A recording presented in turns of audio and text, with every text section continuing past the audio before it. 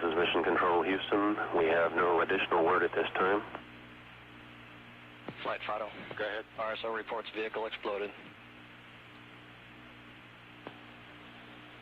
Copy.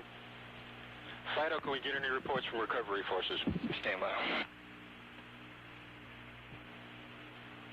Reports from the flight dynamics officer indicate that the vehicle apparently exploded and that impact in the water at a point approximately 28.64 degrees north, 80.28 degrees west.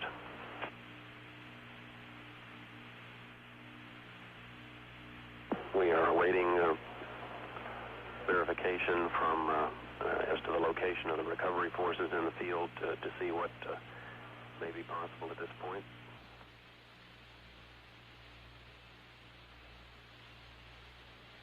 Okay, everybody, stay off the telephones. Make sure you maintain all your data. Start pulling it together.